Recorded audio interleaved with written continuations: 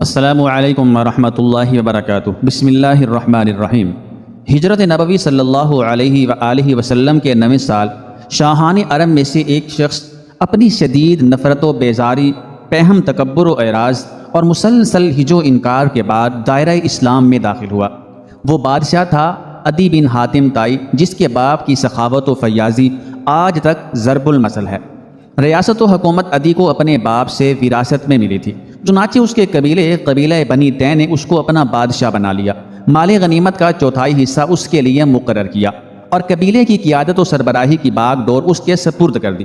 جب رسول اللہ صلی اللہ علیہ وآلہ وسلم نے علی الاعلان اسلام کی دعوت کا آغاز کیا اور عرب کے بہت سے قبائل ایک ایک کر کے ان کے حلقہ اطاعت میں آتے چلے گئے، تو عدی نے محسوس کیا کہ اس دعوت کے پس پردہ ایک ایسی قیادت ابھر رہی ہے جو اس کی قیادت کے لیے موت کا حکم رکھتی ہے، اور ان کو اس بات کا یقین ہو گیا کہ اس پیغام کے زیر سایہ ایک ایسی ریاست نشو و نما پا رہی ہے جو اس کی ریاست کو بیخ و بن سے اکھاڑ پھینکے گی۔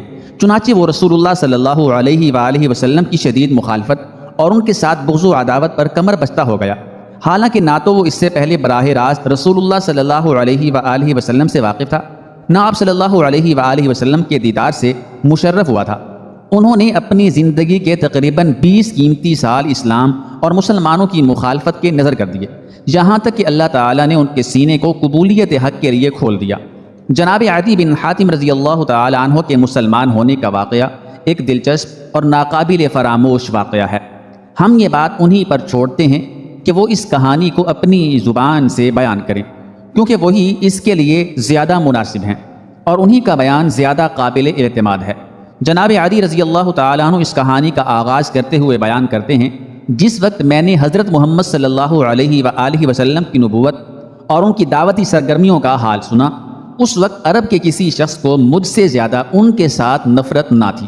میں اپنے قبیلے سے مال غنیمت کا چوتھائی وصول کیا کرتا تھا، جس طرح میرے علاوہ دوسرے سردار اپنے اپنے قبائل سے وصول کیا کرتے تھے۔ جب میں نے رسول اللہ صلی اللہ علیہ وآلہ وسلم کا ذکر سنا تو مجھے سخت ناگوار گزرا، اور جب ان کی قوت و شوکت میں غیر معمولی اضافہ ہو گیا اور ان کے لشکر اور فوجی دستے عرب کے مشرق سے لے کر مغرب تک دھاوا مارنے لگے، تو میں نے اپنے غلام کو جو میرے اونٹ چرایا کرتا تھا ہدایت کی، میرے سفر کے لیے چند تندرست و توانا اور سیدھی سادی اونٹیاں ہر وقت تیار رکھو اور انہیں میرے قریب باندھ دو، اور جب سنو کہ محمد صلی اللہ علیہ وآلہ وسلم کا لشکر یا ان کا کوئی فوجی دستہ اس علاقے میں داخل ہو گیا ہے تو مجھے اس کی خبر دو۔ ایک دن صبح کے وقت غلام نے مجھ سے کہا، اے آقا، آپ اپنے علاقے میں محمد صلی اللہ علیہ وآلہ وسلم کے سواروں کی آمد پر جو کچھ کرنے کا ارادہ رکھتے ہیں اب اسے کر گزریے۔ میں نے وجہ پوچھی تو اس نے بتایا، میں نے کچھ جھنڈے اس علاقے میں حرکت کرتے ہوئے دیکھے ہیں، ان کے متعلق دریافت کیا تو معلوم ہوا کہ یہ محمد صلی اللہ علیہ وآلہ وسلم کا لشکر ہے۔ میں نے اس سے کہا، جن اونٹنیوں کو تیار رکھنے کا میں نے تم کو حکم دیا تھا انہیں فوراً میرے پاس لے آؤ۔ پھر میں اسی وقت کھڑا ہوا اور اپنے اہل و عیال کو اپنے پیارے وطن کو چھوڑ کر کوچ کرنے کا حکم دے دیا اور تیز رفتاری کے ساتھ سرزمین شام کی طرف روانہ ہو گیا تاکہ اپنے ہم مذہب نصارہ کے پاس پہنچ کر وہاں قیام کروں۔ میں عجلت میں جلدی میں اپنے گھر کے تمام افراد کو جمع نہ کر سکا۔ جب خطرے کی حدود سے نکل کر جائزہ لیا تو معلوم ہوا کہ میں اپنی بہن کو قبیلہ طے کے باقی مادہ افراد کے ساتھ اپنے وطن نجد ہی میں چھوڑ آیا ہوں۔ اب میرے لیے اس کے پاس پلٹ کر جانے کی کوئی گنجائش نہ تھی، مجبوراً اسے چھوڑ کر اپنے ساتھ اہل خانہ کے لیے شام چلا گیا اور وہاں اپنے ہم مذہبوں میں قیام پذیر ہو گیا، اور میرے پیچھے میری بہن توقع کے مطابق ان حالات سے دوچار ہوئی جن کا پہلے ہی سے مجھے اندیشہ تھا۔ شام میں مجھ کو اطلاع ملی کہ محمد صلی اللہ علیہ وآلہ وسلم کے سواروں نے ہمارے علاقے پر حملہ کیا۔ میری بہن کو گرفتار کر لیا گیا اور اسے دوسرے قیدیوں کے ساتھ یثرب لے جایا گیا اور مسجد کے دروازے کے قریب ایک احاطے میں بند کر دیا گیا۔ مجھے یہ اطلاع بھی ملی کہ ایک دن نبی صلی اللہ علیہ وآلہ وسلم کا گزر میری بہن کی طرف سے ہوا تو اس نے اٹھ کر ان سے عرض کیا، اے اللہ کے رسول صلی اللہ علیہ وآلہ وسلم، میرے والد فوت ہو چکے ہیں، میرا سرپرست غائب ہے، آپ مجھ پر احسان کیجئے، اللہ تعالیٰ آپ پر احسان کرے گا۔ تو رسول اللہ صلی اللہ علیہ وآلہ وسلم نے اس سے پوچھا، کون ہے تمہارا سرپرست؟ وہ بولی، عدی بن حاتم۔ کون عدی بن حاتم؟ اللہ اور اس کے رسول صلی اللہ علیہ وآلہ وسلم سے بھاگنے والا؟ اتنا کہہ کر رسول اللہ صلی اللہ علیہ وآلہ وسلم اسے اس کے حال پر چھوڑ کر آگے بڑھ گئے۔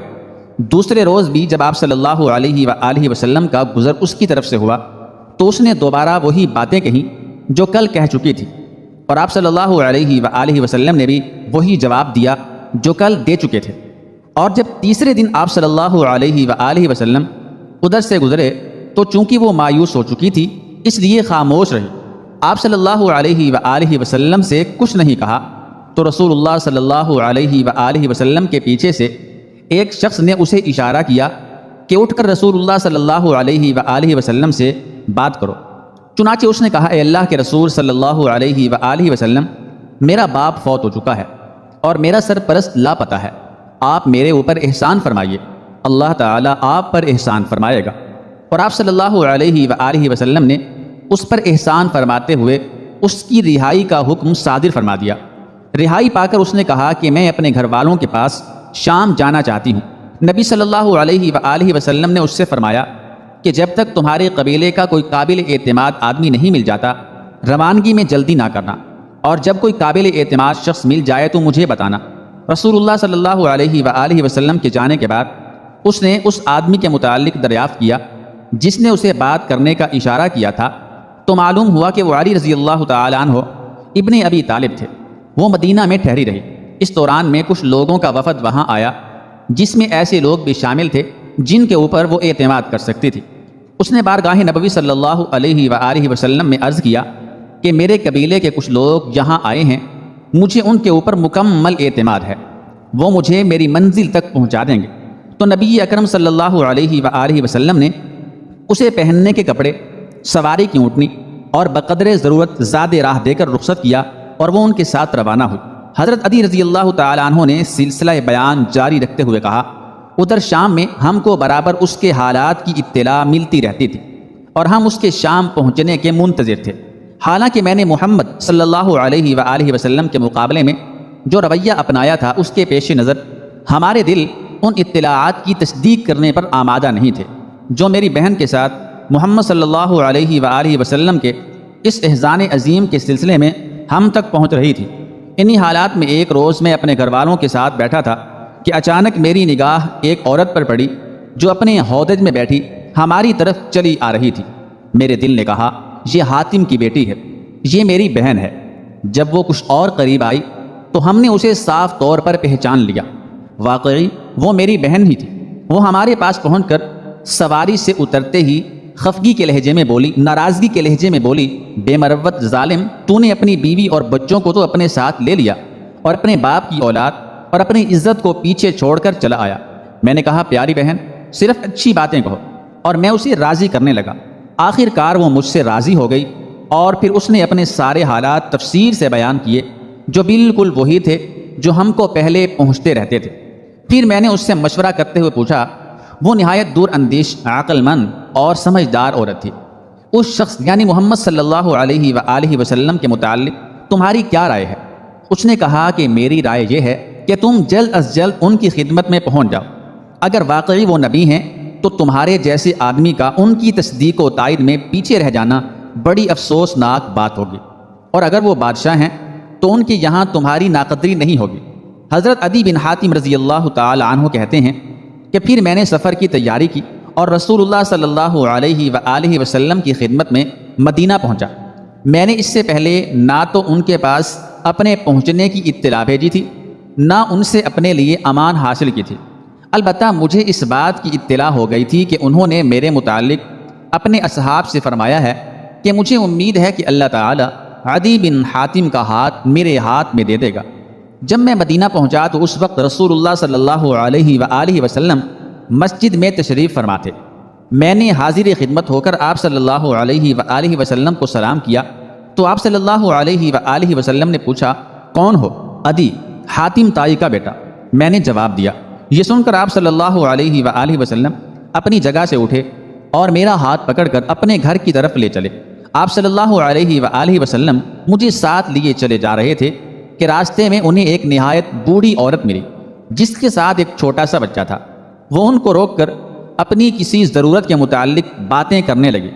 آپ صلی اللہ علیہ وآلہ وسلم ٹھہر کر پوری توجہ کے ساتھ اس کی باتیں سنتے رہے۔ دوران گفتگو میں وہیں کھڑا رہا۔ کھڑا کھڑا میں اپنے دل میں سوچ رہا تھا کہ واللہ یہ بادشاہ نہیں ہو سکتے۔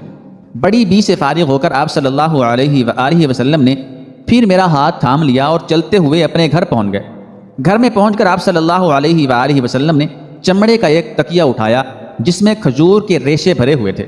آپ صلی اللہ علیہ وآلہ وسلم نے اس کو میری طرف ڈالتے ہوئے فرمایا کہ اس پر بیٹھ جاؤ، مگر آپ صلی اللہ علیہ وآلہ وسلم کے سامنے اس پر بیٹھتے ہوئے مجھے شرم آئی اور میں نے اسے بے ادبی پر محمول کرتے ہوئے عرض کیا کہ نہیں، اس پر آپ تشریف رکھیں، لیکن آپ صلی اللہ علیہ وآلہ وسلم نے اصرار کر کے مجھے اس پر بٹھایا اور خود زمین ہی پر بیٹھ گئے، کیونکہ گھر میں اس کے علاوہ دوسرا تکیہ نہیں تھا۔ یہ دیکھ کر میں نے دل میں کہا واللہ یہ انداز کسی بادشاہ کا ہرگز نہیں ہو سکتا۔ اطمینان سے بیٹھ جانے کے بعد آپ صلی اللہ علیہ وآلہ وسلم نے مجھے مخاطب کیا، عدی بتاؤ کیا تم رکوسی نہ تھے؟ تم ایک ایسے دین کو اختیار کیے ہوئے نہ تھے جو نصرانیت اور صائبیت کے درمیان تھا؟ بے شک میں رکوسی تھا اے اللہ کے رسول صلی اللہ علیہ وآلہ وسلم۔ میں نے جواب دیا، کیا تم اپنی قوم سے مال غنیمت کا چوتھائی حصہ وصول نہیں کرتے تھے؟ کیا تم ان سے وہ مال نہیں لیتے تھے جو تمہارے دین میں حلال نہ تھا؟ آپ صلی اللہ علیہ وآلہ وسلم نے دوبارہ فرمایا، ہاں اے اللہ کے رسول صلی اللہ علیہ وآلہ وسلم، میں ایسا کرتا تھا، اور اس وقت مجھے یقین ہو گیا کہ یہ نبی مرسل ہیں۔ اس کے بعد آپ صلی اللہ علیہ وآلہ وسلم نے فرمایا، عدی شاید تم اس دین کو قبول کرنے سے اس لیے ہچکچا رہے ہو کہ آج مسلمان مفلس اور تنگ دست ہیں، لیکن اللہ کی قسم وہ وقت بہت جلد آنے والا ہے جب ان کے یہاں مال و دولت کی اتنی فراوانی ہو جائے گی کہ اسے کوئی لینے والا نہیں ملے گا۔ یا شاید تم اس دین میں داخل ہونا اس لیے ناپسند کرتے ہو کہ آج مسلمانوں کی تعداد کم اور ان کے دشمنوں کی تعداد زیادہ ہے، لیکن اللہ کی قسم ان قریب تم سنو گے کہ ایک عورت تنی تنہا اپنے اونٹ پر سوار ہو کر حج بیت اللہ کے لیے قادسیہ سے نکلتی ہے اور دوران سفر میں اسے اللہ کے سوا کسی کا خوف نہیں محسوس ہوتا۔ یا شاید اس دین کو قبول کرنا تم کو اس لیے گوارا نہیں ہے کہ تم دیکھ رہے ہو کہ آج زمام حکومت دوسروں کے ہاتھ میں ہے اور مسلمان اس سے محروم ہیں، لیکن اللہ کی قسم تم جلد ہی سن لو گے کہ بابل کے سفید محلات مسلمانوں کے ہاتھوں فتح ہو گئے اور کسریٰ کے خزانے ان کے قبضے میں آ گئے۔ کیا کسریٰ بن ہرمز کے خزانے؟ میں نے حیرت سے پوچھا۔